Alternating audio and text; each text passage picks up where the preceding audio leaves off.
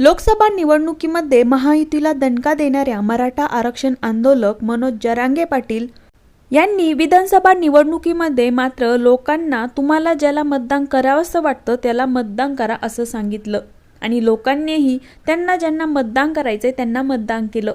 त्यामुळे विधानसभा निवडणुकीमध्ये जरांगे फॅक्टर चालला नाही अशी चर्चा झाली। मग मनोज जरांगेंची ताकद कमी झाली आणि त्यांच्या मागे लोक नसतील अशी भावना जोर धरू लागली। पण ज्या लोकांनी निवडणुकीमध्ये आपल्या मतानुसार काम केलं त्याच लोकांच्या मनात मनोज जरांगेंनी आरक्षणासाठीची धग कायम पेटवत ठेवली आणि संपले म्हणणारे जरांगे पाटील पुन्हा एकदा लाखोंची गर्दी घेऊन मुंबईमध्ये दाखल झालेत। यावेळी ते तब्बल महिनाभर तरी मुंबईत मुक्काम करावं लागेल या हिशोबानंच बाहेर पडले आहेत। जरांगे पाटलांचा हाच कमबॅक फडणवीस सरकारला जड जाणार का अशी चर्चा सुरू आहे।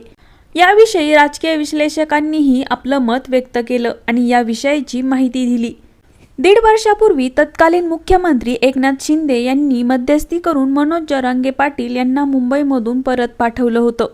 त्यावेळी एकनाथ शिंदे यांनी जरांगे पाटील यांना काही आश्वासनं दिली होती, मात्र सगळे सोयरे प्रकरणातील एक GR निघाला नाही। त्याचा दणका महायुतीला लोकसभा निवडणुकीमध्ये बसला तर विधानसभा निवडणुकीमध्ये त्यांनी कोणाच्याही पाठीशी उभे न राहता तुम्हाला ज्याला मतदान करावंसं वाटेल त्याला मतदान करा आणि लोकांनीही तेच केलं।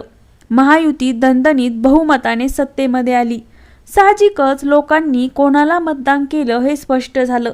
यावरून विधानसभा निवडणुकीमध्ये जरांगे फॅक्टर चालला नाही असं बोललं जाऊ लागलं। आता त्यांच्या मागे लोक नाहीत, जरांगे पाटील यांची ताकद कमी पडली असं म्हटलं गेलं। पण जरांगे पाटील पुन्हा एकदा लाखोंचा ताफा घेऊन मुंबईमध्ये दाखल झाले आहेत। आज 29 ऑगस्ट रोजी ते मुंबईमध्ये पोहोचले आहेत।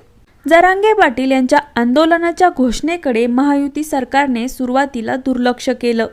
उलट गणेश उत्सवाच्या काळात जरांगे पाटील आंदोलन करणार नाहीत असं गृहीत धरलं गेलं। पण मजल दरमजल करत जरांगे पाटील यांचे आंदोलन पुन्हा एकदा मुंबईमध्ये दाखल झाले आहे। जरांगे पाटील आंदोलनाच्या भूमिकेवरती ठाम राहिल्याने त्यांचे आंदोलन रोखण्यासाठी प्रवीण दरेकर, चित्रा वाघ, प्रसादी लाडी भाजपने त्यांची टीम मैदानात उतरवली होती। त्यानंतर गुणरत्न सदावर्ते सुद्धा कोर्टामध्ये गेले। त्यावेळी कोर्टाने जरांगे पाटील यांना मुंबईतील आझाद मैदान सोडून इतर ठिकाणी आंदोलन करण्यासाठी परवानगी दिली आणि इथेच अर्धी लढाई जिंकली असं वाटल्यामुळे भाजप आणि फडणवीस समर्थक आनंदी झाले। या निर्णयानंतर जरांगे पाटील यांचा आत्मविश्वास ढळेल आणि ते माघार घेतील असा काही जणांचा भ्रम होता। पण जरांगे पाटील आंदोलनावरती तेही मुंबईत जाऊन आंदोलन करण्यावरती ठाम राहिले। ते अंतरवाली सराटीतून निघाले आणि पुण्यापर्यंत पोहोचता पोहोचता त्यांच्यासोबत लाखो लोक जोडले गेले। पण जरांगे यांना पोलिसांनी आझाद मैदानावरती अटी आणि शर्तीचं पालन करून शुक्रवारी एकच दिवस आंदोलनाची परवानगी दिली आहे। आता जरांगे पाटील यांनी 1 दिवसाची परवानगी दिली तरी ते बेमुदत आंदोलनावरती ठाम आहेत। त्यामुळे महायुती सरकार समोरचं टेन्शन वाढलेलं बघायला मिळतंय।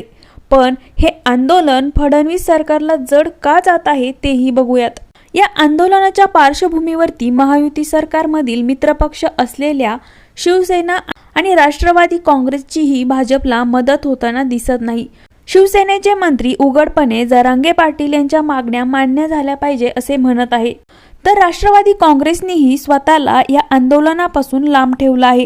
सीएम फडणवीस यांनी मनोज जरांगे पाटील यांच्या आंदोलनातून मार्ग काढण्यासाठी उपमुख्यमंत्री एकनाथ शिंदे आणि उपमुख्यमंत्री अजित पवार यांची मदत घ्यायला हवी।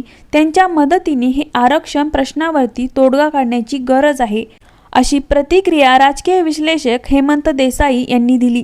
जरांगे पाटील यांच्या आंदोलनाचा मुख्य मुद्दा म्हणजे सगळे सोयरे म्हणजेच नातेवाईक अध्यादेशाच्या अंमलबजावणीचा आहे। हा अध्यादेश लागू करणं सरकारसाठी सोपं नाही। ओबीसी समाजाला वाटतं की यामुळे त्यांच्या आरक्षणाला धक्का बसेल, त्यामुळे ओबीसी समाजाकडून तीव्र विरोध होण्याची शक्यता आहे। ज्याप्रमाणे मराठा समाजासाठी जरांगे पाटील लढत आहे त्याचप्रमाणे ओबीसी समाजासाठी छगन भुजबळ लढत आहे। ते सरकारमध्ये मंत्रीही आहेत। या 2 समाजांना एकत्रितपणे सांभाळणं सरकारसाठी मोठं आव्हान आहे असे राजकीय विश्लेषकांना वाटतं। त्यात आगामी स्थानिक स्वराज्य संस्थांच्या निवडणुका होत आहेत आणि त्या लक्षात घेता मराठा आंदोलन सरकारसाठी गंभीर आव्हान बनलं आहे। जरांगे पाटील यांनी थेट राजकीय करिअर बर्बाद होईल असा इशारा दिला आहे। मराठा समाज हा एक मोठा आणि निर्णायक मतदार गट आहे। जर हा समाज सरकारच्या विरोधात गेला तर त्यांचे राजकीय परिणाम गंभीर असू शकतात याचा अंदाज लोकसभा निवडणुकीला आला होता। सरकारला आता मराठा समाजाची नाराजी दूर करावी लागेल, अन्यथा त्याचा फटका स्थानिक स्वराज्य संस्थांच्या निवडणुकीमध्ये बसू शकतो। काही राजकीय विश्लेषकांच्या मते येत्या काळात महायुती सरकारने सगळे सोयरेचा अध्यादेश लागू करण्याचा प्रयत्न केला तरी त्याला न्यायालयात आव्हान दिलं जाऊ शकतं। त्यामुळे हा प्रश्न तांत्रिक आणि न्यायालय पातळीवरतीही अडकून पडू शकतो। त्यामुळे सरकारला कोणताही तोडगा काढणं कठीण आहे। जरांगे पाटील यांनी यावेळी अधिक आक्रमक भूमिका घेतली आहे। त्यांनी थेट फडणवीस सरकारला विश्वासघात केल्याचा आरोप केला। त्यामुळे मराठा समाजामध्ये सरकारविरोधी रोष वाढण्याची शक्यता आहे। मनोज जरांगे पाटील यांनी केलेली टीका आणि दिलेला इशारा यामुळे सरकारला या आंदोलनाकडे दुर्लक्ष करणं शक्य नाही आणि अशा सरकारी यंत्रणेकडून आंदोलनासाठी मुंबईत येणाऱ्यांचे आकडे आणि वर्तवलेले अंदाज चुकीचे ठरले आहेत।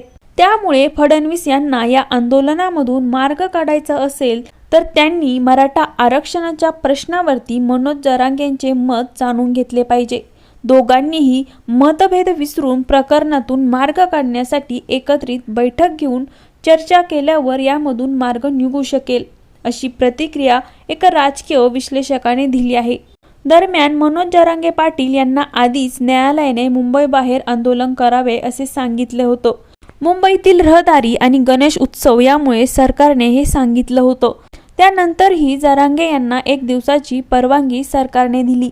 त्यामुळे जरांगे यांना मुंबईत येणं सोपं झालं। जरांगे पाटील यांनी वाढवलेल्या या दबावामुळे सरकार बॅकफूटवर गेल्याची चर्चा आहे।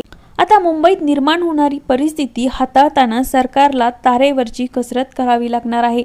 सध्या तरी सरकारच्या दृष्टीने हा एक मोठा राजकीय आणि सामाजिक पेच निर्माण झाला आहे। या आंदोलनातून सरकार कशा प्रकारे मार्ग काढणार याची उत्सुकता सगळ्यांनाच लागली आहे। त्यामुळे आता या प्रकरणामध्ये काय होतंय, जरांगे पाटील यांच्या प्रश्नावरती देवेंद्र फडणवीस सरकार तोडगा काढू शकेल का? तुम्हाला काय वाटतं हे कमेंटमध्ये नक्की कळवा आणि आपल्या विषय चौकातला या YouTube चॅनलला नक्की सबस्क्राईब करा।